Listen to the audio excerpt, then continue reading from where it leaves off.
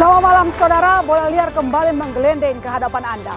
Langkah Presiden Prabowo Subianto bergabung dalam Board of Pers bentukan Presiden Amerika Serikat Donald Trump memantik polemik.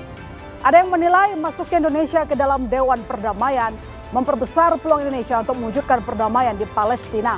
Namun sebagian lainnya khawatir dengan terseret ke dalam agenda Trump, Indonesia akan kehilangan instrumen diplomasi yang banyak bergantung pada skema multilateral sekaligus kehilangan kompas sebagai kekuatan moral global.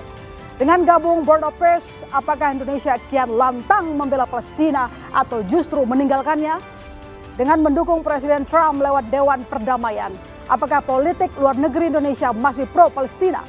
Saudara, inilah Bola Liar bersama saya, Sister Tarigan.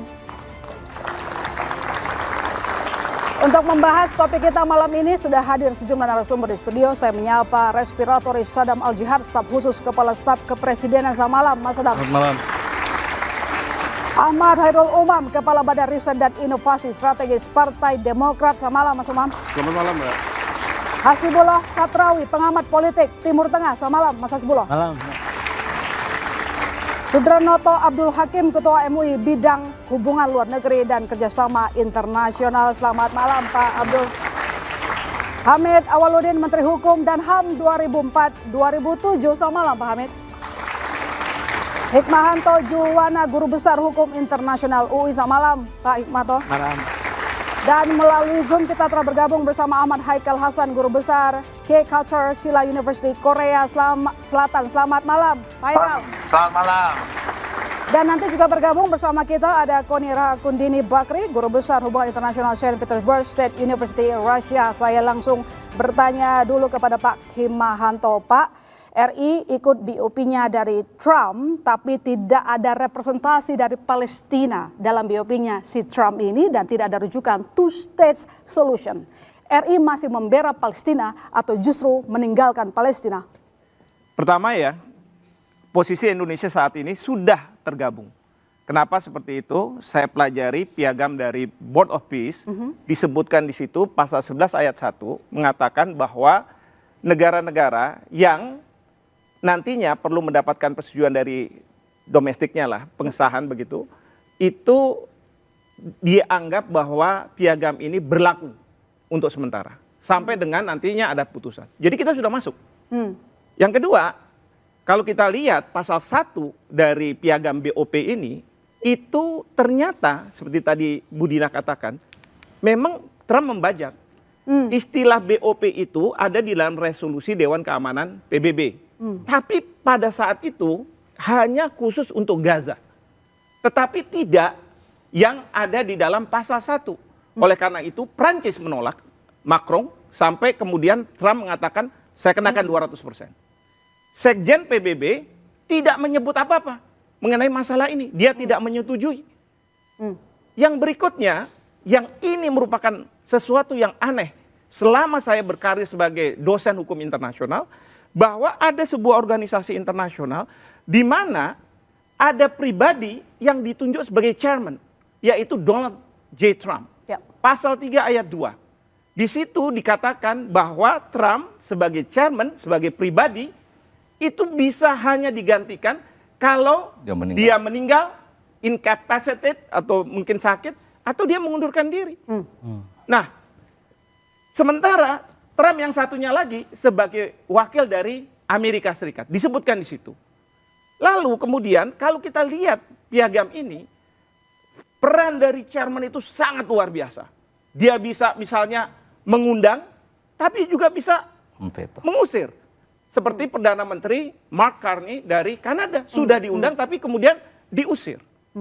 Nah, yang saya lebih khawatirkan lagi adalah adanya Board of Executive.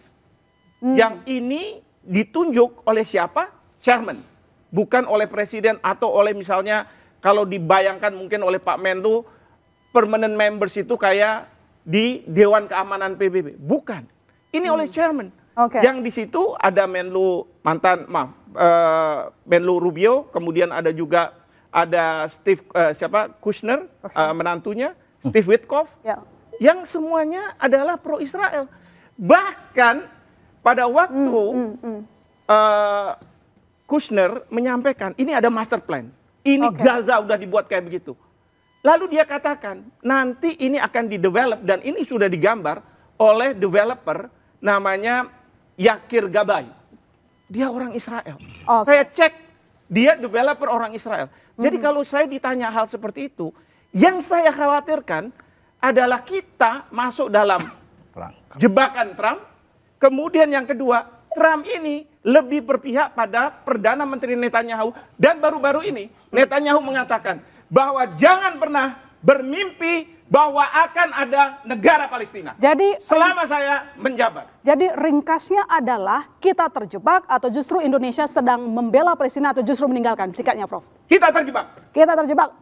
Ya. Mas Adam. Yang pertama adalah saya mau bicara soal mandat konstitusional.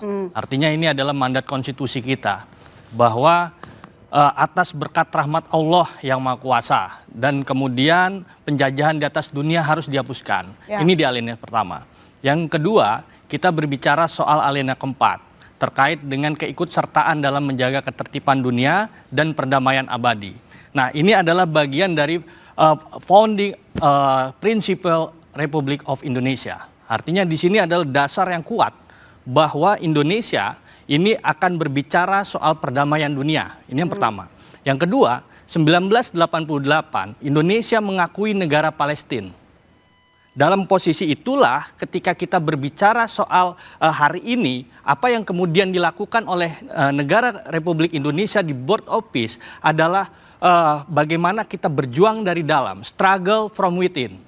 Artinya dalam posisi ini dari awal ketika di bulan September Pak Presiden sudah menegaskan soal two-state solution.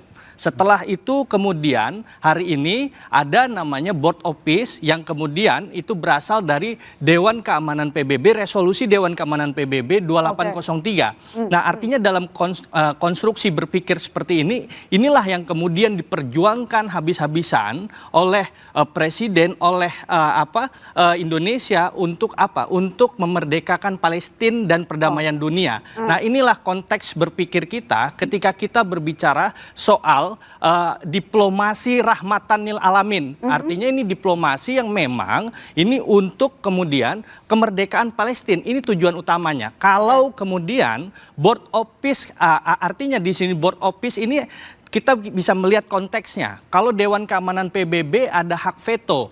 Dewan Keamanan PBB. Satu negara bisa misalkan Prancis kemudian memveto selesai. Tapi ketika ini Board of Peace, ini Trump ataupun Amerika itu sendiri sebagai chairman misalkan, itu ada namanya ADART-nya nih di Board of Peace nih. 2/3 dari membernya Board of Peace ini kemudian bisa melakukan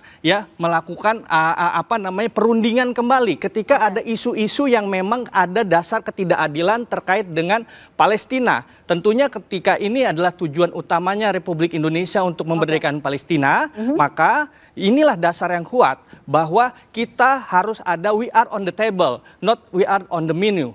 Oke, Pak Hamid, ini peluang atau justru kesia-siaan? Terlepas dari itu semua, ada pertanyaan dasar saya. Apa?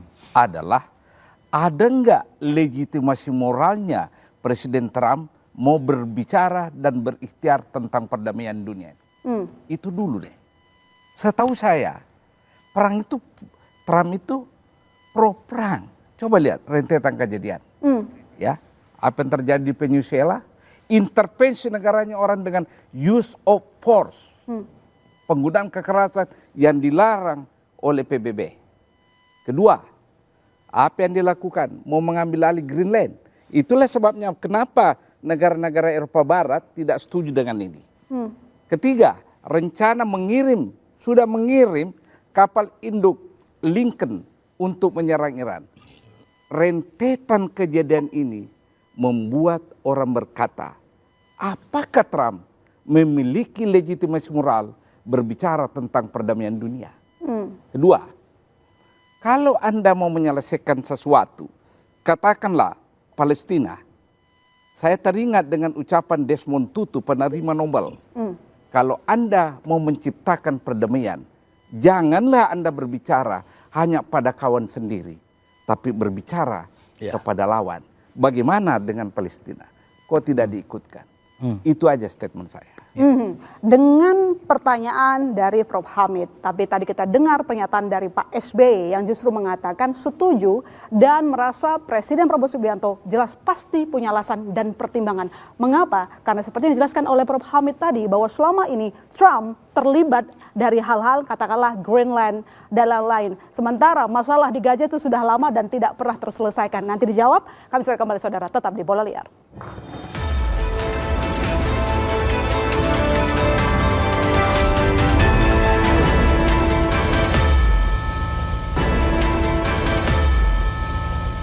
Mas Umam, jadi kira-kira apa alasan dari Pak SBY mendukung kita bergabung dengan Board of Peace? Ya, memang pertama apa yang disampaikan Prof. Hamid tadi sangat legitimate. Semua masyarakat dunia juga memahami bahwa ada erratic leader dengan nama Donald Trump dalam konteks politik internasional yang kemudian berdampak sangat signifikan terhadap tatanan sistem ekonomi politik global.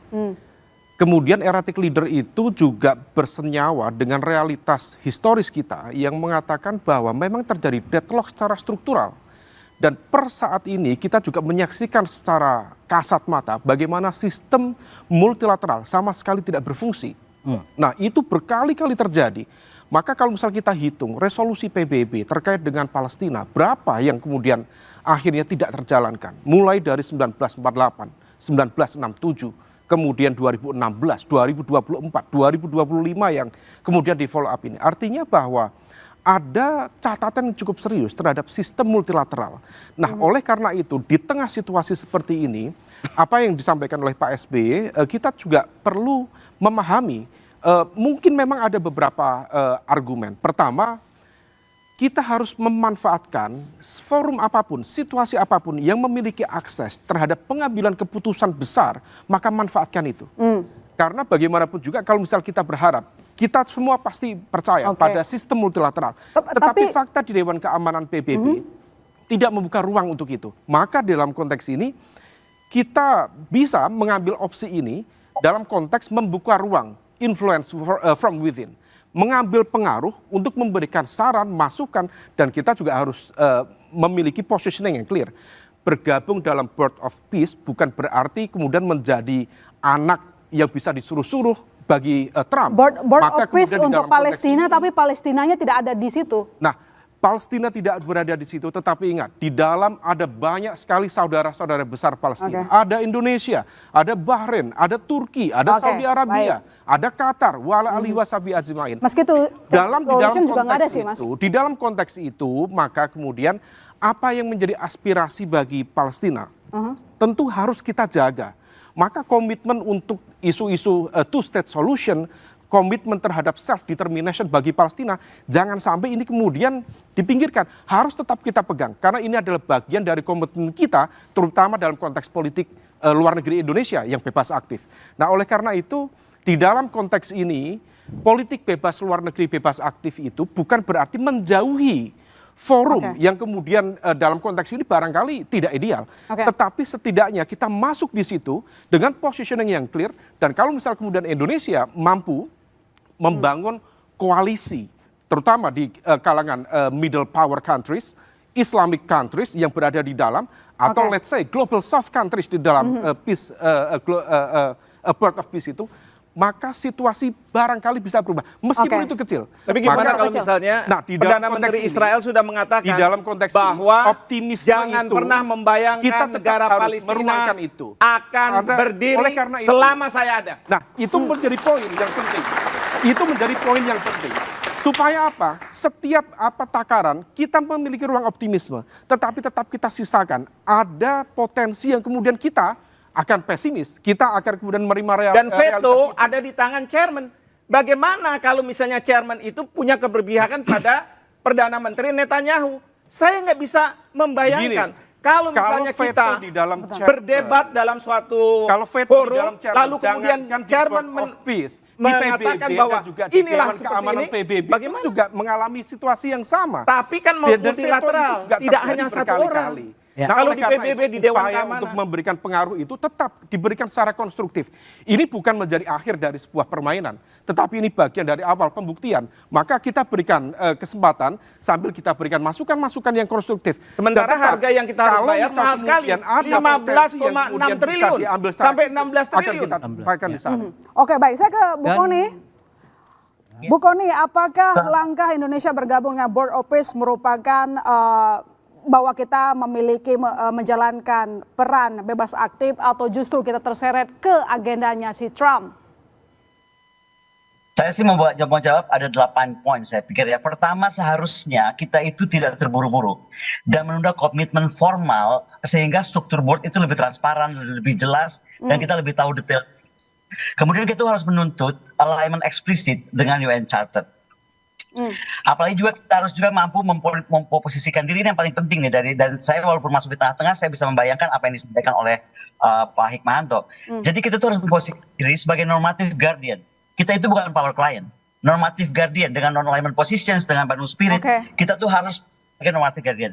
Kemudian bagaimana dengan itu kita harus merevisit non-alignment movement second dan masuk sebagai identitas Indonesia. Oke, Bu Koni, sebelum Ibu melanjutkan, minta tolong headroom dari handphonenya boleh dinaikin dulu, Bu. Wajah Ibu tertutup soalnya. Ya. Sekarang? Kebalik Ibu, terbalik.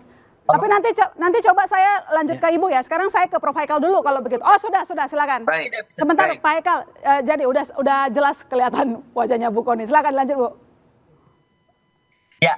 Kemudian bagaimana kita harus menghidupkan tadi ke non-alignment movement, karena itu kan dan Bandung Spirit itu menjadi nyawa kita, jiwa kita sebagai bangsa gitu. Dan bagaimana menggunakan platform itu, platform yang dibentuk oleh Trump, jika ini menguatkan PBB gitu. Dan artinya juga kita mampu melindungi global soft power. Kalau enggak, itu yang saya khawatirkan, saya rasa saya sepakat dengan Pak Hikmahanto.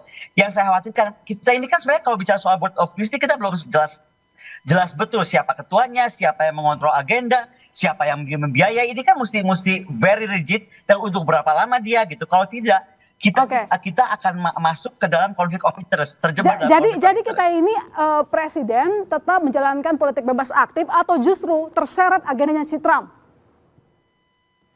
Saya pikir sih terseret agendanya Trump ya. Karena tadi belum dan kebijakan presiden ini menurut saya agak kaget ya, karena kita itu intinya nggak boleh menjadi figuran dalam panggung kekuatan besar. Itu dulu. Dengan masuk ini, saya rasa kita menjadi figuran dalam panggung kekuatan besar instead of kita menjadi bagian dari penjaga keadilan ya, dan menjadi leader dengan sebagai penjaga keadilan dengan non-alignment position kita dengan Bandung Spirit kita. Gitu. Oke, baik. Baik, saya bergeser ke Pak Haikal. Anda sendiri apakah setuju bahwa sekarang keputusan ke Board of Peace itu bukan menjalankan politik bebas aktif, tapi justru meninggalkan Palestina? Loh, begini, sebentar. Sebelum saya masuk ke dalam diskusi yang ramai ini, saya mau kasih gambaran. Saya ke Gaza, saya ikut di dalamnya. Saya ke Yerusalem, saya ikut di dalam demo-demo mereka. Sekarang saya mau sampaikan begini. Tahu nggak bahwa teman-teman ada 30.000 hektar suasana di Gaza itu sekarang rata dengan tanah, hanya berisi tenda-tenda. Lihat dari situ dulu sebentar. 96% wilayah itu sudah hancur total. Bukan hancurnya bukan lubang, tapi hancurnya tidak ada listrik, tidak ada air, rumah sakit, sekolah dan sebagainya. Ini udah rata, nggak ada lagi harapan sama sekali.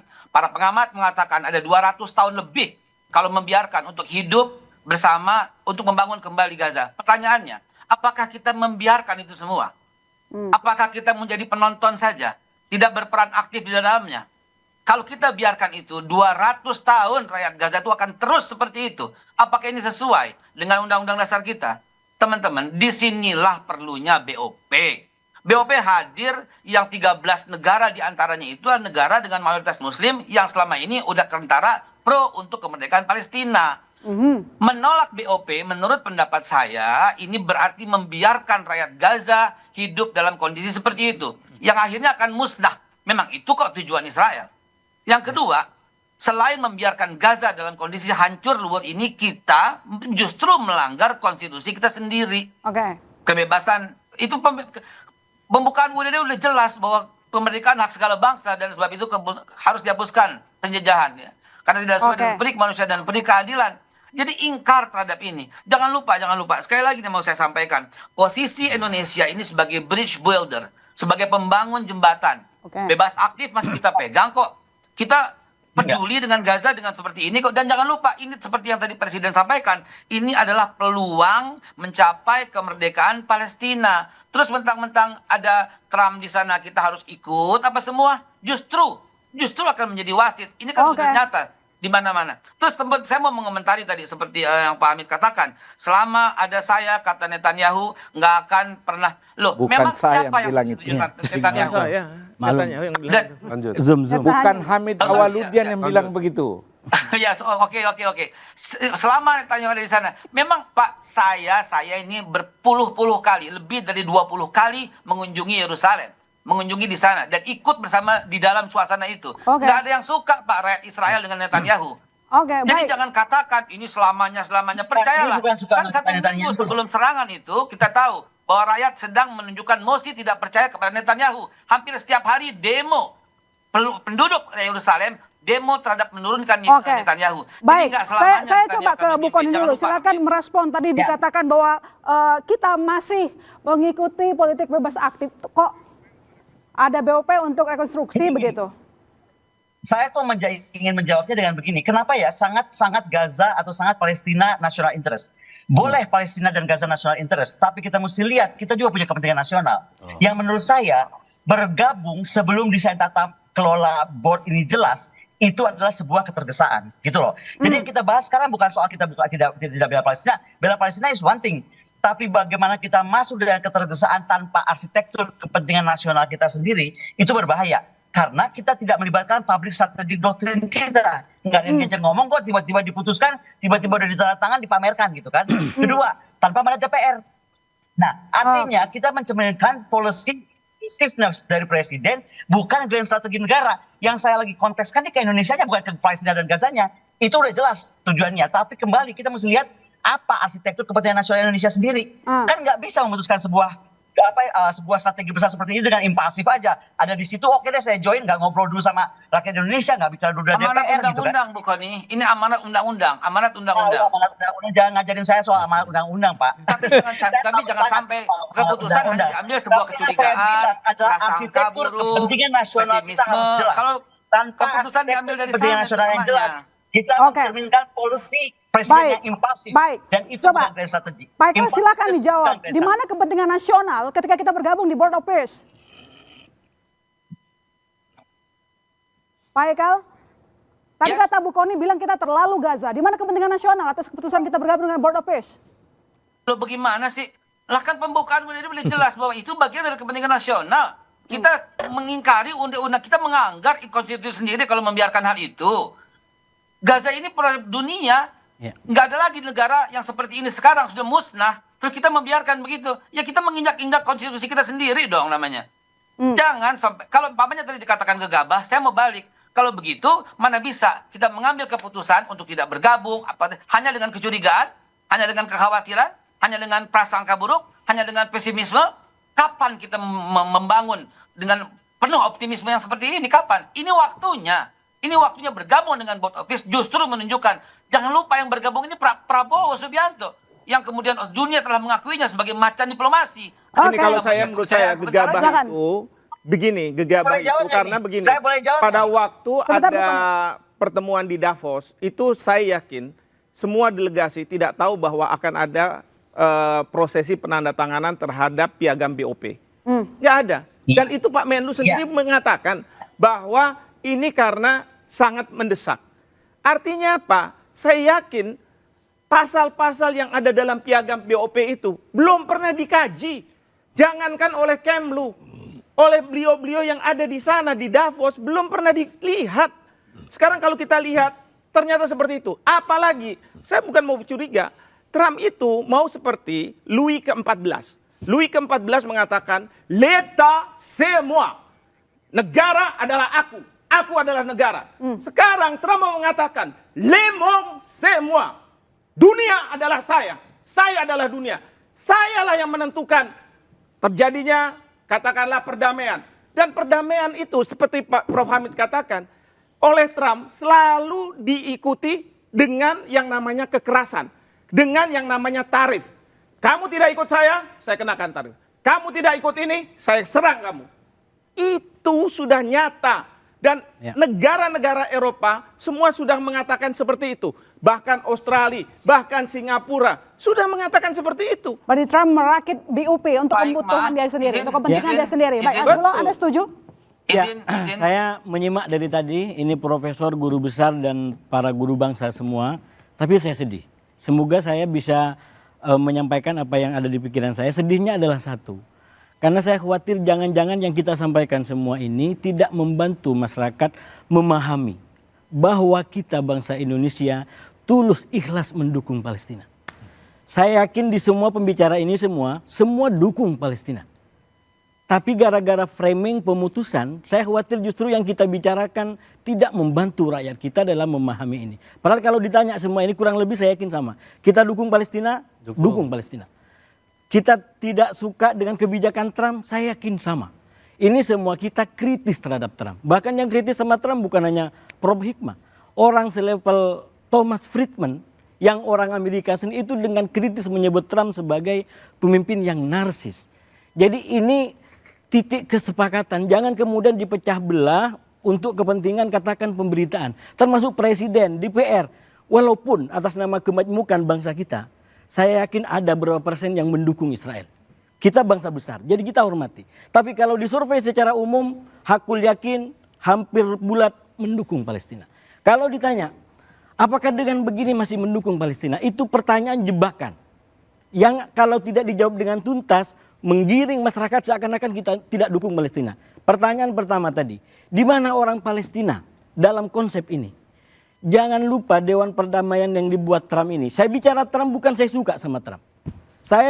Catatan kritis saya adalah saya bilang kita tidak suka dengan kebijakan dan pernyataan Trump. Bahkan kita mengutuk yang dilakukan Trump di Venezuela. Kita mengecam yang rencana dilakukan di Greenland. Tapi atas nama pengawat Palestina kita semua sepakat. Terima kasih sama Trump yang minimal proposalnya membuat gencatan senjata itu tercapai, Prof. Dan darah kematian berhenti semenjak 10 Oktober.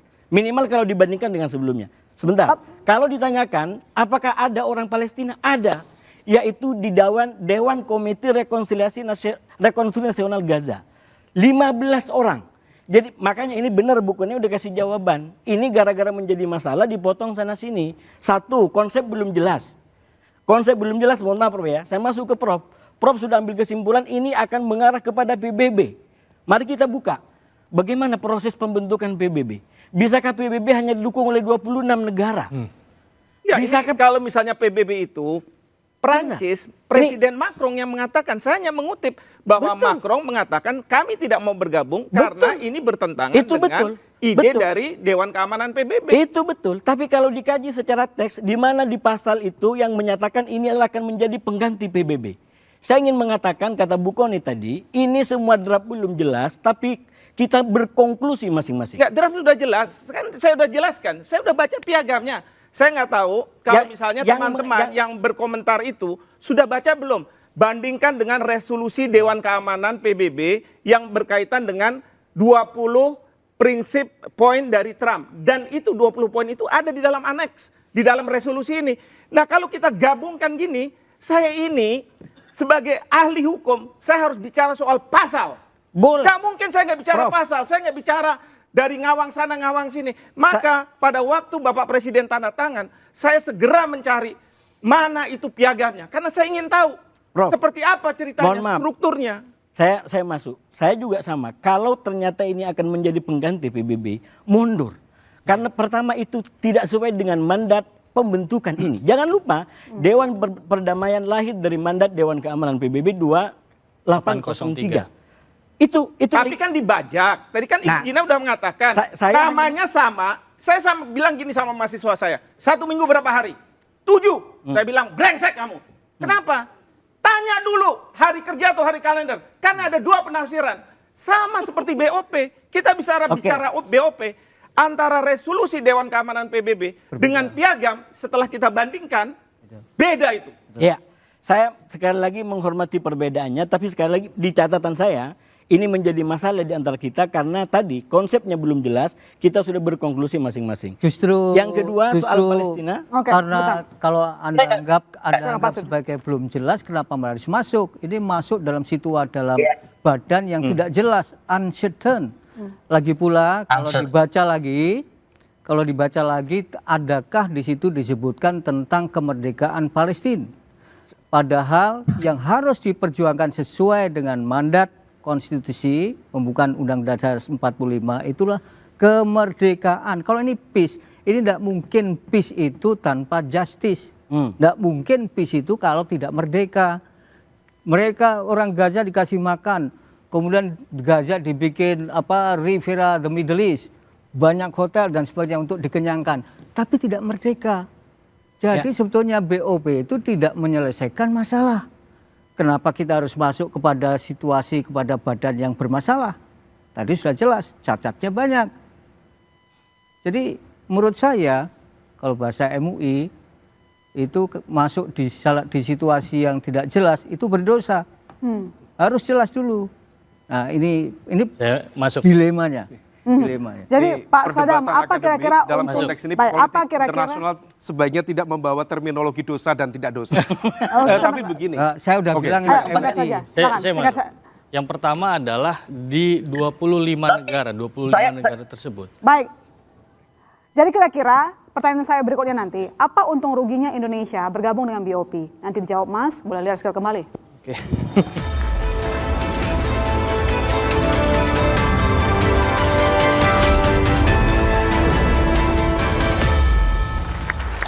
Ya, jadi Pak Hamid, lebih banyak untung atau ruginya Indonesia gabung BOP? Kenapa? Lebih banyak untung atau ruginya? Itu normatif sekali tuh pertanyaan itu. Nanti kalau detailkan kan dari Ya, kepentingan begini. nasional di mana? Diutamakan nggak dalam BOP Ya, itu? begini. Apapun yang kita bicarakan ini, kan dia sudah masuk. Ya. Iya. Pertanyaannya adalah untuk kepentingan nasional kita dan kepentingan dunia, kan semua bicara tentang preambel konstitusi ya. Apa yang kita siapkan sekarang untuk Gaza ini dari pihak Indonesia, Bung ya? Ya. Tentu bukan sekedar retorik dan bertanda tangan. Pertanyaan dasarnya adalah ada nggak roadmap yang kita siapkan baik sebagai individual state maupun sebagai member of BOP. Apa yang kita siapkan? Misalnya yang konkret, dalam rangka menyelesaikan masalah Gaza, Anda tidak bisa selesaikan Gaza tanpa Anda berbicara bagaimana mewujudkan harmonisasi dan kedamaian antara Hamas dengan Al-Fatah. 47. Sudah ada nggak itu dalam roadmap pemerintah Indonesia? Apapun yang Anda cerita, mau rekonstruksi, mau apa, tanpa Anda rujukan Hamas dan Al-Fatah, forget the whole damn things. Itu tidak mungkin. Sekarang pertanyaan saya, sudah ada nggak dalam blueprint pemerintah Indonesia baik sebagai individual state maupun sebagai member BOP? Ya. Yang kedua, ya, dalam rangka rehabilitasi, rebuilding Gaza, sudah ada nggak persiapan kita? Prioritas apa? Katakanlah misalnya, prioritas pertama itu adalah rumah sakit yang hancur, tidak ada. Satu. Kedua, logistik, gudang-gudang logistik, orang kelaparan kan? Ya. Ketiga, apa lagi? Sudah ada enggak ini? Kalau ini belum ada, maka apapun yang kita bicarakan di sini masih mengambang lagi. Ya. Boleh atau tidak? Tidak atau boleh? Ya. Ya. Jadi ini ada wakil pemerintah ini. Ya. Ya. Ada Pak. Segera Saya jawab ada Pak. Ada di alam gaib Oke, ternyata, oke. Pak. Silakan, Ada silakan. Pak, saya jawab ada. Silakan, Pak Eka, silakan. Rencana membangun kembali rumah sakit ada. Rencana membangun sekolah yang hancur ada. Dan itu Oke. sudah disampaikan oleh Presiden. Ya, Yang ya. ingin saya kritisi ini adalah begini. Oke, Bapak-bapak yang saya hormati, terutama Pak Hikmah ya, Prof. Izin Prof. Prof Ya. terlalu dari tadi berbicara soal kejahatan Trump, setuju. Juga Prof terlalu berbicara soal kejahatan Netanyahu, setuju. Sekarang pertanyaan saya, apakah kita membiarkan kejahatan itu? Karena kalau kita di luar BOP kita nggak bisa bersuara secara lantang. Kalau duduk bersama mereka kita bisa berdiskusi. Apakah kita menjadi kok lutut di bawah kaki-kaki itu semua? Apakah kita nggak punya suara di sana? Tidak begitu, Prof. Kalau keputusan ini hanya berdasarkan prasangka buruk, hanya berdasarkan dulunya seperti itu, tidak mengharapkan sebuah perubahan, kemana optimisme Tapi kita? Prof Haikal, Sekarang- kenapa negara-negara Eropa tidak mau bergabung? Ya. Kenapa jadi permasalahan? Saya begini, Kenapa? saya ini Kalau saya akademisi, tanya juga, saya akan bicara apa adanya. Dan saya bukan tipe yang ABS. Saya setuju dengan Bapak Presiden, mau menghadirkan perdamaian. Saya setuju Palestina harus merdeka. Tapi kalau misalnya ada yang tidak patut menurut saya akan berteriak. Saya bukan tipe asal Bapak senang. Saya boleh mengkritik. Pertanyaannya bukan Eropa, Prof. Izin, Ya, bukan Eropa. Indonesia. Sekarang Oke, saya sebentar. balik pertanyaannya. Kenapa Mesir bergabung? Kenapa Jordan bergabung? Kenapa Kuwait bergabung? Itu- Maroko bergabung? itu benar. Uni Emirat Itu, Prof, bergabung? jawabannya. Saudi bergabung? Turki bergabung? Kenapa mereka bergabung? Itu Ya. pertanyaannya. Bukan Kalau kenapa mereka Eropa tidak bergabung itu- jelas Eropa tidak bergabung karena Eropa Karena terlalu mereka berpihak. belum sampai mempelajari detail dari Itu permasalahan itu, profesor terus dong, kemudian mereka mereka mempelajari. ditodong Profesor- tarif atau ikut. Saya mau masuk. Profesor tidak berhubungan dengan semua presiden itu. Dari mana profesor berkata mereka belum mempelajari? It's not good for statement, Prof. Itu yang saya tadi katakan, BOP itu piagamnya baru diserahkan kepada para peserta mungkin pada waktu di Davos. Belum diserahkan pada saat Kita semua baca. mereka Saya juga belum baca, datang ke bukan Davos. Profesor saja yang membaca. Saya juga baca, Pak. Saya juga baca sebagai pengamat. Di sana saya juga baca. Pasalnya biasa-biasa saja, tidak satu mengikat, tidak harus hormat, tidak harus taat semuanya. Kalaupun ternyata luar biasa, keluar ya nggak ada masalah. Iya. Keluar nggak ada masalah, Prof. Betul. Tapi kita beri kesempatan. Sekarang kan dong. sudah bergabung kita. Kesempatan. Nah, pertanyaan kita, apakah kita akan teruskan dan ingin seperti Bapak Menlu katakan, kita akan membayar 15 sekian triliun. Lalu Pak 16,7. Menteri Saya ralat, Keuangan mengatakan saya ralat, bahwa saya uang ralat. itu akan diambil Bapak dari Menlu tidak APBN. mengatakan itu, Prof. Bapak Menlu tidak mengatakan itu. Ada Bapak Menlu pernyataan tidak akan seperti mengatakan itu? Kita akan membayar. Ada statement yang jelas. Bapak Menlu tidak mengatakan kami akan membayar, tidak. Bapak Menlu menyatakan bahwa ini keanggotaan 3 tahun, gitu. Oke. Kalau membayar menjadi anggota tetap. Baik, jadi Bu Ya, Koni, silakan apa dilihat untung ruginya lagi. kita? Lebih banyak ruginya atau untungnya Bu Koni? Kalau saya rasa banyak ruginya sekarang ya dalam konteks sekarang, karena terjadi apa? Domestic political backlash. Kenapa bisa terjadi domestic political backlash seperti sekarang kita berdebat? Pasti di rakyat juga berdebat sekarang. Tidak ada legitimasi DPR dan isu ini bisa menjadi bom politik internal. Contoh dari saya aja nih, saya cuma mikir gini, 17,6 triliun kenapa nggak dikasih ke Aceh aja tuh Sumatera ya? Mendingan itu Sumatera dan Aceh dan lain-lain yang kena korban kemarin instead of Palestina. Bukan underestimate Palestina. Itu konteks kalau saya bilang kepentingan nasional. Jadi masalah pertama adalah domestic political backlash. Kedua adalah fragmentasi diplomasi. Menurut saya diplomasi presiden jadinya kelihatan berjalan sendiri. Saya nggak membenarkan atau menyalahkan, tapi terlihat berjalan sendiri. Sementara diplomasi Kemlu sepertinya tertinggal atau tertatih-tatih. Nah ini akan terjadi dual track dalam diplomasi kita. Dan kalau terjadi dual track dalam sistem internasional multipolar itu bahaya. Terakhir saya coba bilang tentang APBN. Komitmen kita itu 3 tahunkah, multi-year-kah, atau apakah kita mesti tolak komitmen itu? Kenapa? Kita mesti tahu dulu sebelum kita bayar. Berhakkah kita audit? Ya kan? Berhakkah kita tahu semua dana itu dikemanakan untuk apa dan bagaimana? Bersuarakah kita untuk itu, mampukah atau kita untuk itu? Dan yang paling pasti, burden sharing ini harus proporsional. Tidak bisa tidak proporsional. Itu aja kalau tambahan dari saya terakhir. Saya nggak mau tergeret seolah-olah saya orang Palestina, bela Palestina mati. Saya lebih baik bela kepentingan nasional Indonesia. Dan seperti yang disampaikan Prof. Hikmahanto, saya ingin kita menjaga betul kepentingan nasional Indonesia baru kepentingan nasional negara lain. Sekali lagi ya, 16,7 triliun itu dibayar oleh rakyat Indonesia. Mas Anam, silakan Iya. dijawab. Kita terfragmentasi nggak? Kalau tahu Bu Koni tadi. Ya dulu rakyat Indonesia dibandingkan rakyat lain. Oke, baik. Jangan digeser-geser sudah bayar. Jangan digeser-geser sudah bayar. Ayo, Ya, belum bayar. Iya. Tahan dulu, silakan. Dan kita kan bukan masalah belum Pak. Sebentar jangan ditarik sudah atau belum. Saya lagi bilang bahwa ini kita mesti yakinkan ini beres. Buktinya sekarang terjadi kan. Ada political blacklist terjadi karena memang nggak jelas. Yang saya bilang tadi bukan masalah sudah bayar. Saya bilang yakinkan komitmen kita itu multi-year atau tidak.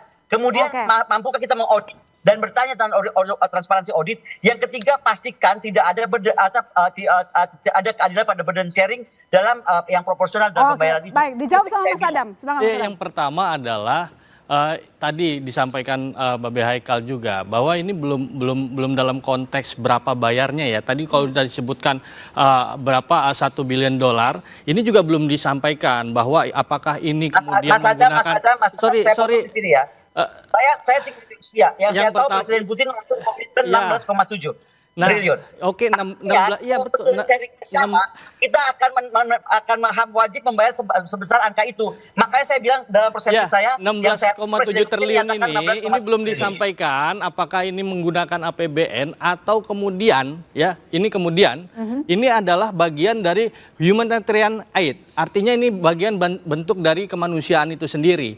Ini yang pertama. Yang kedua, tadi terkait dengan keterlibatan Palestina, ya, di situ ada National Committee for Administration of Gaza. Nah, disitulah yang kemudian Palestina terlibat. Yang ketiga, ketika kita berbicara 25 yang ada di board office, itu ada 18 yang mendukung Palestina merdeka. Sedangkan 7 ketika sidang umum PBB itu tidak mendukung. Artinya, dalam konteks ini kemudian kita ketika berdialog, kemudian kita di situ adalah diplomasi spare, itu sah-sah saja. Nah, yang selanjutnya ketika kita berbicara perbedaan hak veto yang ada di Dewan Keamanan PBB dengan hak veto yang ada di board office itu berbeda.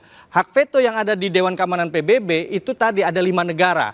Semuanya yang lain-lain itu tidak ada urusannya. Tapi kalau kita berbicara soal hak veto yang ada di board office itu kemudian 2/3 dari bagian dari board office itu bisa melakukan perundingan kembali ketika kemudian ada persoalan-persoalan yang tidak melibatkan keadilan bagi Palestina. Mas, pasal 3.1 huruf E mengatakan decisions shall be made by a majority of the member state present and voting subject to approval of the chairman. Subject to, dengan ketentuan harus mendapatkan persetujuan dari chairman. Gimana ceritanya ini seperti ini? Ya. Jadi ini sama saja dengan ketika ada Security Council yang bikin gara-gara semua macet, multilateralisme macet itu kan Amerika. Veto. Berapa kali veto? Veto ya. Berapa kali veto dan berapa kali juga berapa jumlah korban yang setelah yang sudah kita saksikan gara-gara veto. Iya. Nah, ini Security Council sudah tidak dianggap, sekarang Trump menjadi satu-satunya penguasa. Orang pribadi coba bayangkan. Melebihi veto.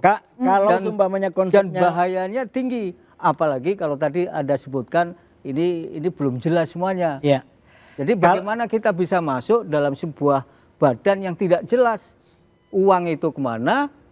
Itu juga belum jelas tadi. Prof, saya usul begini memang kepada kan. pemerintah ya, karena melihat ini dampaknya begini, menurut saya memang pemerintah harus memberikan forum, menyampaikan kepada mereka yang selama ini jadi punya perhatian terhadap persoalan ini dan menyampaikan secara konkret apa pikiran-pikirannya. Itu satu. Saya setuju seperti yang disampaikan Prof. Koni tadi, ini tidak bicara dengan rakyat, tidak bicara dengan DPR, komunikasi publiknya tidak jalan. Ya. Kami merasa saya itu dekat dengan kawan-kawan filantropi, dekat dengan kawan-kawan pembela Palestina, itu semua bertanya, bahkan mayoritas resisten terhadap kehadiran Indonesia di Board of Peace. Dan tanpa mengurangi rasa hormat saya sama Mas Adam, pertanyaan saya adalah Kementerian Luar Negeri di mana? Bukankah kalau urusan seperti ini Kementerian Luar Negeri itu yang harusnya melakukan pengecekan, verifikasi dan lain sebagainya. Jadi Mas Adam, kemana Kementerian Luar Negeri? Lalu kemudian menurut Pak Sudarnoto tadi bahwa komunikasi publiknya itu nggak jalan. Iya, artinya seperti ini saya mau sampaikan ya. Yang di awal bahwa ini kita bicara soal ini ya, runtutannya ya. Kemudian yang pertama tadi sidang umum PBB Pak Presiden menyatakan terkait two state solution. Kemudian masuk ke bulan November terkait dengan resolusi Dewan Keamanan PBB 2803. Kemudian masuk lagi akhirnya di board office ini. Nah, artinya di sini ini ketika masuk ke board office ini adalah bagian dari diplomasi spare. Nah, ruang diplomasi spare ini kemudian setelah kebijakan kemarin ditentukan atas dasar tadi ya founding principle terkait dengan alinea 1 dan alinea 4. Nah, ini yang kemudian kemarin disampaikan ke RDP DPR dan akhirnya kemudian disetujui di situ. Itu yang pertama. Yang kedua, ketika ini mekanisme kemudian terkait dengan antara trias politika antara DPR kemudian eksekutif itu kemudian berjalan. Nah, di sini artinya ada mekanisme terkait kebijakan politik luar negeri di situ. Dan ini adalah politik luar negeri bebas Ini aktif. Mas Adam, kalau misalnya kronologi itu jalan dengan baik mulus seperti dari awal, saya setuju. Tapi masalahnya kan tadi dibajak di tengah jalan sama Trump dengan istilah BOP yang ada di dalam Security Council Resolution itu dengan piagam yang dibuat. Ini yang jadi masalah. Makanya kemudian per hari ini kondisi geopolitik yang kita pandang bahwa sudah lagi memang dulu ada namanya gerakan non blok ya. Kemudian hari ini kondisinya adalah multi blok. Posisinya adalah multi blok. Artinya apa? Artinya ada asimetrik diplomasi yang terjadi. Kemudian ketika mandek, ini kan posisinya karena mandek nih. PBB katanya ini kan dikritik terus PBB. Kemudian ada yang menglokalisir terkait dengan tadi BOP tadi itu. Tapi yang dikritik soal posisi chairman-nya itu. Makanya ketika itu dikritik, ini kan ada hak yang kemudian hak suara dan hak bicara daripada pemerintah Republik Indonesia di board of peace itu. Nah, ini mekanisme ini akan terus berjalan. Apalagi tadi selama 3 tahun ini akan menjadi misalkan permanen member misalkan di situ. Nah, ini yang kemudian antara masyarakat dan juga pemerintah akan saling berjalan untuk berdialektika. Kira-kira ini sudah sesuai belum? Tadi yang diingatkan oleh Mas Sahrawi bahwa tujuan utamanya adalah kemerdekaan Palestina. Tujuan utamanya adalah perdamaian. Nah, ini adalah bagian dari hitoh perjuangannya bangsa Indonesia untuk Palestina. Itu yang kemudian kita harus tegakkan. Ini persoalan dengan kebencian Trump, semuanya juga kita juga sama dalam posisi itu. Nah, tapi dalam posisi Indonesia ini harus menegaskan bahwa politik luar negeri bebas aktif Indonesia terus berjalan dengan maksimal. Oke, silakan Bu Koni. Oke, saya cuma pesan gini, dari tadi kita bicara Kemlu, kita lupa Bappenas. Yang saya ingin, Bappenas itu menolak memasukkan board ini ke RPJMN. Ya kan, tanpa kajian nasional. Itu dulu. Karena ini akan panjang nih, dan uangnya uang kita, uang rakyat. Kemudian minta cost benefit analisis terbuka dari board of peace ini, kemudian lindungi anggaran pembangunan kita. Jangan sampai nih, saking kita eager untuk bantu ke sana, uang kita diarahkan ke sana selama 3 tahun kah, berapa tahun kah, kita lupa membangun apa yang kita mesti bangun saudara-saudara kita yang dikena bencana kemarin saja misalnya. Baik, Kemudian saya tadi setuju sama yang Mas Adam sampaikan, tapi ingat Mas Adam, jangan sampai presidential foreign policy itu without parliamentary control, itu bisa bahaya. Itu aja yang saya mau bilang. Boleh aja niat baik apa baik juga, tapi ada kontrol terhadap presiden oleh parlemen. Itu yang menjadi penting. Kalau tidak, kita resiko menghadapi apa? Tidak jelas chain of command di BOP, tidak jelas auditnya, tidak jelas juga akan ada konflik kepentingan, dan tidak jelas masa jabatan dan siapa yang akan memimpin. Itu kita mesti concern dari sekarang. Itu aja. Nggak ada di RPJMN, artinya kan bukan prioritas. Jawaban Anda segera, kami segera kembali saudara. Tetap di Boleh Lihat.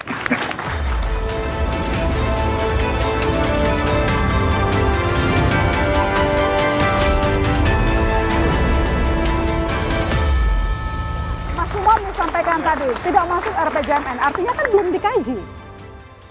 Begini, kalau misal kita bicara RPJMN, ada satu yang terplanning, ada yang sifatnya accidental. Apa yang terjadi misalnya di Sumatera ada bencana, tentu itu sesuatu yang sifatnya insidental. Tentu membutuhkan sebuah proses yang cepat. Dalam konteks ini tentu kita juga tidak melihat ini sebagai sesuatu yang terplanning memang, tetapi bagian dari dinamika ekonomi politik global. Nah, apa yang kemudian terjadi memang tidak mudah. Dalam beberapa kesempatan Pak Hik juga menyampaikan, ini serba tidak mudah.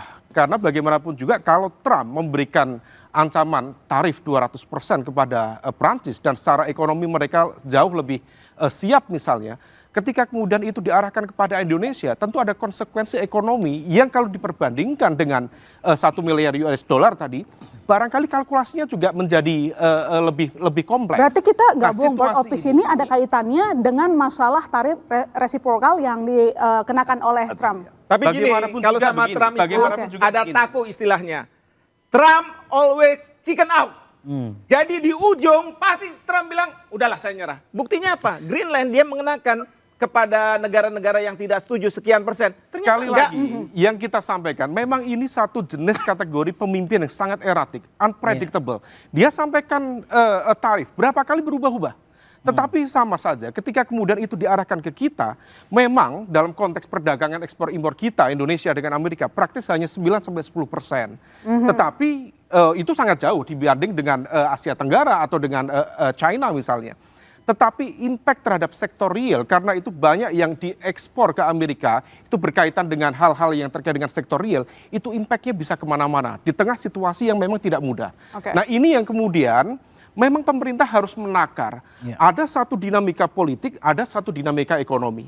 Maka yang kemudian harus kita cermati, kita masuk dalam konteks politik internasional. Diakui atau tidak, dinamika pasca Perang Dunia I, pasca Perang Dunia II, yang menjadi penentu dari kekuatan besar di Timur Tengah adalah Amerika Serikat. Nah, situasi itu yang kemudian membuat kita juga harus sadar siapa yang memiliki backup yang terkuat di belakang Israel. Jawabannya adalah Amerika Serikat. Maka ketika kemudian kita ingin masuk di dalam ruang pengambilan keputusan yang besar, maka we have to deal with them. Tidak mudah. Meskipun ada potensi bagi kita untuk kemudian bernegosiasi di situ. Nah, maka di dalam konteks ini ya kita paham semua. Mas Hammer itu memberikan satu terminologi yang clear. Semua kekuatan besar dia akan melakukan maximization of power. Itu sudah rumus dalam konteks dunia yang realis. Saat ini semakin realis. Maka di dalam situasi seperti ini, negara-negara Islam, bukan hanya Indonesia, Turki dengan kekuatan yang sangat clear, mereka sangat confident di hadapan Amerika Serikat. Kemudian Saudi Arabia, let's say itu relatif cukup dekat dengan Amerika Serikat. Tetapi dalam situasi ini menjadi bagian dari continuation. Dialog yang sebelumnya juga dilakukan di Mesir, ditandatangani di situ. Artinya ini bukan sesuatu yang tiba-tiba. Tetapi ada proses dialog di antara kekuatan-kekuatan negara Islam dan visi kita sama. Kita tidak ingin kemudian pendudukan Israel terhadap Gaza, terhadap Palestina terus berlanjut. Kemudian bagaimana aneksasi wilayah-wilayah itu terus berlanjut. Dan kita harus pastikan di momen itu Gaza dan konteks Palestina harus mendapatkan nih, anggaran yang 15-16 triliun itu apakah benar masuk ke Gaza? Karena apa? Dalam piagam BOP itu tidak ada satu kata pun terkait dengan Gaza. Coba cek di Google aja. Ya betul. Nggak ada. Jadi yakin kita uang yang 16 triliun itu akan ke Palestina? Saya rasa tidak. 16,7. Kita pastikan itu. Baik. Artinya mana cara memastikan kalau misalnya chairman itu punya veto, dia mengatakan enggak, saya nggak terima seperti itu. Gini, kalau dalam konteks organisasi multilateral, memang realitas per saat ini ya menunjukkan bahwa multilateral dalam bentuk apapun tidak mudah. Jangankan PBB, G20 yang dulu kita juga memberikan apresiasi besar, per saat ini juga powerless. Ada satu kekuatan besar yang kemudian menghijack semua itu. Lagi-lagi namanya Amerika Serikat. Bukan Amerika Serikat sebenarnya, namanya adalah Trump. Kalau Amerika Serikat sekarang ini di dalam negeri, mereka sedang clash. Kalau itu supaya ada misalnya Partai Demokrat menginginkan akan dilakukan impeachment. Faktanya, Prof, faktornya itu ketika kemudian perang nggak bisa negara, tetapi harus pada orangnya di periode di era kalau di Amerika juga tidak berlanjut. Artinya itu juga berlanjut. Artinya apa? Ini bukan Trumpism saja, tetapi Americanism yang kemudian ada kekuatan besar Amerika yang sebenarnya dalam konteks Republikan maupun Demokrat tidak banyak terkoreksi. Ada perbedaan, tetapi ada yang berlanjut. Itu yang kemudian harus kita antisipasi bersama. Pak Sudarnoto, kita gabung tadi katanya ada kepentingan ekonomi di sana, kemudian ruang diplomasi yang lebih lebar. Kekhawatiran utama saya itu karena BOP itu sendiri sudah cacat. Bagaimana kita bisa yakin dan juga kita bisa meyakinkan Trump, bisa meyakinkan banyak orang di dunia ini bahwa ini akan menyelesaikan masalah inti Palestina. Jangan lupa, masalah inti Palestina itu adalah mewujudkan kemerdekaan. Tantangannya yang harus diwujudkan itu. Tidak ada poin di situ, Prof ya? Tidak ada poin di situ kemerdekaan Palestina. Peace. Jadi menggunakan kata peace sebetulnya, saya menggunakan istilah di media kemarin itu adalah entry neokolonialisme. Tadi Prof sudah menjelaskan ya, begitu besarnya spirit hegemoniknya Amerika. Jadi kalau saya bayangkan sepertinya anggota yang ada di dalam itu sebenarnya jengkel juga sama Amerika, tapi nggak ada pilihan. Nggak ada punya pilihan sepertinya. Tapi saya melihat Indonesia itu sudah punya pengalaman pahit. Coba baca Soekarno. Betapa sulitnya pada waktu itu, tapi dia masih punya solusi. Nah ini sepertinya kita melihat BOP itu adalah satu-satunya jalan untuk menyelamatkan orang. Tidak. Coba buktikan. Berapa orang yang terbunuh setelah BOP? Amerika teriak? Tidak. Amerika membela tidak, BOP membela tidak, itu orang yang lagi perkawinan itu dibunuhin, tidak ada yang teriak. Satu orang saja nggak boleh dibunuh. Inilah inti kemerdekaan. Saya ingin tambahkan sedikit ya. Sedikit aja, Kalau misalnya BOP itu sebagai organisasi internasional, biasanya ada satu yang menginisiatifi. Nanti kemudian akan dibahas bersama-sama piagamnya itu seperti apa. Lalu kemudian nanti dikembalikan kepada negara-negara setuju atau tidak. Kemarin ini BOP itu dirancang oleh pemerintahan Trump. Mereka suka-suka sendiri. Bahkan Trump dalam pidatonya mengatakan, saya sebenarnya udah nggak mau loh mengurusi masalah dunia. Tapi karena ini teman-teman semua ini nyuruh-nyuruh saya. Coba dibuat kayak gitu. Dan kita tahu kabinet Trump itu selalu kalau misalnya meeting gitu, membesar-besarkan nama Trump. Trump, under your leadership, bagus sekali. Ini dan lain sebagainya. Nah itu yang kemudian kalau Trump di White House, kan dikelilingin tuh sama menteri-menterinya. Dia duduk sendiri. Kemarin itu saya lihat, para kepala negara, kepala pemerintahan melingkari. Trump yang duduk sendirian. Ya Allah saya bilang. Oke baik, Pak Haikal, Anda sendiri melihat sejauh itu enggak sih bahwa ini menuju neokolonialisme kalau tadi disampaikan oleh Pak Narto? No, begini sekali lagi untuk saya sampaikan, saya ulangi lagi pelan-pelan ini. Ini ada anak kuliahan berantem sama anak TK gitu. Yang kita mesti semangatin anak TK-nya, terus lawan, ya nggak bisa. Yang mesti kita nasihati, yang mesti kita dekati, yang mesti kita ajak komunikasi, yang mesti kita ajak diskusi, justru anak kuliahannya ini. Masalahnya adalah prasangka buruk yang ada, kecurigaan yang ada, selalu mengatakan ini nggak akan berubah. Kayak kita akan jadi penonton kalau nggak masuk, itu saja intinya. Kalau dari tadi berkata Trump penjahat, silahkan, oke. Kalau dikatakan tadi penjahat, silahkan, oke. Kejahatan itu kita biarkan, kejahatan itu kita nggak masuk ke dalam untuk bisa memperbaiki, kejahatan itu kita biarkan, kita nggak punya suara sama sekali, ya nggak bisa dong. Kalau pertanyaan Kompas TV tadi di awal, kita kembali kepada pertanyaan, apakah masih dengan pro? Ya jelas dong. Masuknya kita ke sana itu kita sebagai bridge builder, kita sebagai pembangun jembatan, kita aktor penyeimbang, kita berwibawa di sana, kita negara berdaulat yang tidak menjadi alat kekuatan besar negara manapun. Itu udah jelas. Sepak terjang Pak Prabowo selama ini mengabarkan itu. Kita nggak ada perubahan kebijakan luar negeri, kita tetap mendukung berdasarkan hak kemanusiaan. Jadi jangan diragukan lagi. Saya mohon Kompas TV ya tidak memberikan judul yang seperti ini akhirnya membuat masyarakat menjadi ya pro atau tidak, Bagaimana kalau kita ngebahas tentang penerapan BOP seperti apa? Bagaimana kalau kita ngebahas memberikan masukan kepada pemerintah menerapkan BOP seperti apa? Dimasukkan ke dalam anggaran seperti apa? Kapan waktu pembayarannya? Dan seterusnya, itu lebih konstruktif ketimbang kita bicara soal dari tadi memutar-mutar soal Trump penjahat, Israel penjahat, nggak akan ada perbaikan, semuanya akan hancur, semua akan hancur. Kesana aja kalau saya mau membicarakan. Nanti dilanjutkan usai jeda ya. Kami segera kembali saudara.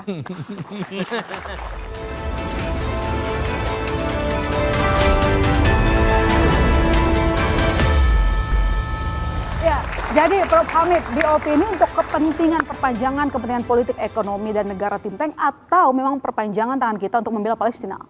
Saya kira dua-duanya. Saya terima kasih ke Mas kita dari Demokrat tadi sudah mengungkapkan bahwa ternyata ada kalkulasi mengenai kepentingan ekonomi. Terlepas dari ini saya mau respon kepada Pak Haikal tadi. Ya, tidak ada salahnya kita berdiskusi berbeda. Ya, itulah pentingnya berdiskusi. Dan tidak ada ruginya kita berbeda di sini. Supaya orang tahu jalan pikiran masing-masing, lalu dari jalan pikiran itu kita bisa temukan. Jadi jangan kami dianggap bahwa apa yang kita bicarakan ini sia-sia. Tidak, itu kepada Bapak Haikal. Kedua, saya kembali soal Palestina. Memang Palestina ada, tetapi dia di badan. Nah, yang saya bayangkan, persoalan utama kita kan di Timur Tengah ini adalah masalah Palestina. Khususnya soal Gaza. Dan karena itu yang saya bayangkan Palestina duduk posisinya sama dengan Israel. Nah, ini kan tidak, dia tereduksi di bawah badan yang ada. Mas Umam, silakan. Bagaimana posisinya harus sama? Yang pasti Indonesia harus kuat dan tidak boleh mengikatkan diri pada desain politik Donald Trump. Oke. Indonesia tetap harus tegas pada satu komitmen politik luar negeri bebas aktif, memperjuangkan self-determination bagi Palestina. Kalaupun kemudian ada dinamika yang tidak sesuai dengan agenda besar itu, Oke. maka kita memiliki kesempatan untuk bersikap kritis pada board sekaligus juga evaluasi total terhadap proses pembahasan itu. Bahkan kalau misal kemudian itu dilakukan, Mantap, semantap-mantap. kalau misal kemudian dalam bahasa yang lebih vulgar di Prof. Hik menyebut pasal 2.4 ya, kalau misal kemudian evaluasi itu harus dilakukan, out, tidak masalah. Yang penting komitmen national interest kita, Gaza, Palestina merdeka, itu adalah part of our interest. Oke, baik. Pak Hikmanto, Anda masih yakin BOP bisa memperpanjang keinginan kita untuk perdamaian di Palestina? Sekarang ini kan saya katakan kita sudah masuk di dalam BOP itu, ya. Jadi sekarang tangan ada di DPR. Oke. DPR harus mendengarkan rakyat. Tentu DPR nantinya harus mengevaluasi apakah BOP ini memang benar seperti yang ada di dalam resolusi Dewan Keamanan adalah untuk Palestina. Atau ini hanya avanturirnya Trump untuk mendapatkan Nobel Peace Prize. Ya, Pak Isbullah, bagaimana memastikan kita tidak terseret dengan agenda si Trump di BOP? Ya, saya rasa dua yang bisa menjamin itu. Yang pertama sesuai dengan resolusi tadi, bahwa ini untuk membangun Gaza, untuk kemerdekaan Palestina, bukan untuk PBB. Kalau memang arahnya untuk bikin saingan PBB, mundur. Kita tidak akan dukung segala inisiatif yang justru mendukung seperti yang dilakukan oleh Trump. Dan yang kedua, tetap konsisten sesuai dengan aspirasi rakyat Indonesia yang mendukung kemerdekaan Palestina. Itu yang harus dijiwai di dalam kerja-kerja diplomasi di panggung global. Baik, Pak Sudarnoto, apakah kita sebaiknya kasih aja waktu kepada Presiden Prabowo Subianto untuk membuktikan bahwa BOP itu memang untuk kepentingan Palestina juga efektif untuk kepentingan nasional? Kami itu MUI menyarankan Indonesia mundur dari board. Kalau tadi persis Prof. Kalau ternyata board ini tidak bisa memberikan jaminan bagi upaya selama ini yang kita lakukan, yaitu untuk kemerdekaan. Kalau tidak ada kemerdekaan, mundur. Kita mundur katanya gimana? Iya, Indonesia dalam posisi ini akan mempertahankan bagaimana kemerdekaan Palestina itu menjadi tujuan utamanya. Itu yang pertama. Yang kedua, terkait dengan keadilan sosial di arena keempat, bahwa ini adalah founding principle daripada Republik Indonesia. Artinya di sini Indonesia adalah bangsa petarung. Struggle from within. Artinya di sini ketika masuk di BOD, maka Indonesia akan betul-betul pada tujuan utamanya, yaitu kemerdekaan Palestina, perdamaian dunia. Nah, ini yang kemudian diimplementasikan dengan bahasa two-state solution. Baik. Pak Haikal, jadi gimana untuk memastikan two-state solution ada di BOP? Ya, menolak BOP artinya membiarkan Gaza dalam kehancuran, menghapuskan seluruh penduduk di sana. Menolak BOP berarti kita hanya menjadi bangsa yang menjadi penonton di atas kesewenang-wenangan yang kuat. Menolak BOP berarti kita mengingkari pembukaan Undang-Undang 45. Dan jangan lupa, Gaza itu adalah Palestina. Dan dalam pasal 1 BOP juga ini memulihkan pemerintahan. Artinya ada dalam pasal itu tersirat bahwa BOP ditujukan untuk Gaza dan Gaza untuk bagian daripada Palestina. Baik, terima kasih semuanya bapak-bapak yang sudah ada di Bola Liar, dan sebelumnya juga ada Bu Poni yang sudah keluar duluan. Dengan demikian saudara, saya masih serta rekan pamit. Sampai jumpa di Bola Liar minggu depan.